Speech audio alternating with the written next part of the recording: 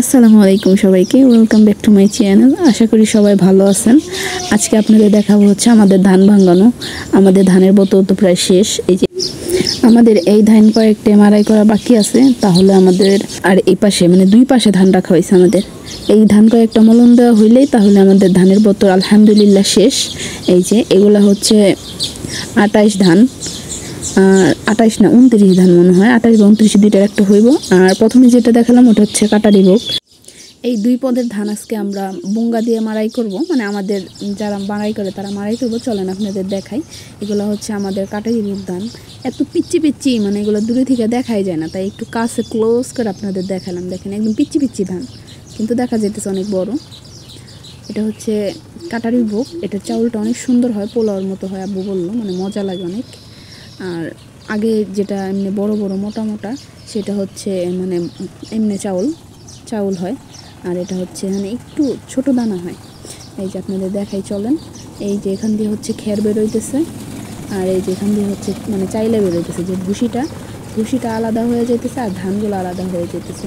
ভুসিগুলো উপর দিয়ে উড়ে যেতেছে, আর উনি ছোট্ট একটা হারপাট দিয়ে, মানে ধান তো এমনিতেও পড়তেছে, আর উনি আরও মানে তাড়াতাড়ি করার জন্য ওইটা দিয়ে টাইনে বের করতেছে।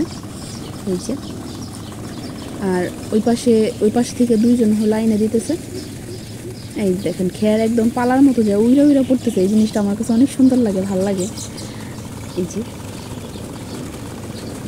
এই ধানের এই যে ভাঙানো অনেক কষ্ট, গরম।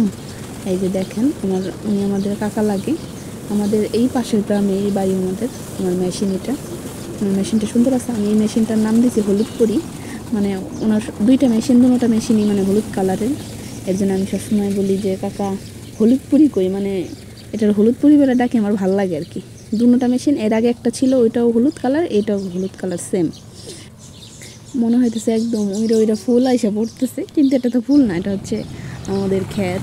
আর এগুলো হচ্ছে ধান। এখান থেকে ধান নিয়ে দুইজনে দিতেছে, আর ওইখানে হচ্ছে একজনে মেশিনে দিতেছে, আর আরেকজন কাকা হচ্ছে ধান ওইখান থেকে বের করে তারপরে আর মানে দূরে সাইডে নিয়ে ফালাই দিচ্ছে। দেখছেন, দেখা যাইতেছে হয়তো অনেক সহজ, কিন্তু সব কাজই কম বেশি কষ্ট আছে। আর ওনাদের কষ্টতে আমার বেশি কষ্ট লাগে, কারণ এত কষ্ট করে ধরেন করব, এই যে রোদ্রে বৃষ্টিতে ভিজা, তারপর ভাঙ্গাইবো, রোদ থাক বৃষ্টি থাক ভাঙ্গাইতেই হইব। এই তো আমার ভিডিও এই পর্যন্তই। আমাদের ধান ভাঙানো, ধানের বোতল আল্লাহর রহমতে সব কিছু সুন্দর মতো করতে পারছি। আপনারা সবাই ভালো থাকবেন, সুস্থ থাকবেন। আর আমার ভিডিওগুলো যদি আপনাদের ভালো লাগে তাহলে অবশ্যই আমার চ্যানেলটা সাবস্ক্রাইব করবেন। আবার পরবর্তীতে কোনো গ্রামীণ ভিডিওতে আপনাদের সাথে অবশ্যই দেখা হবে।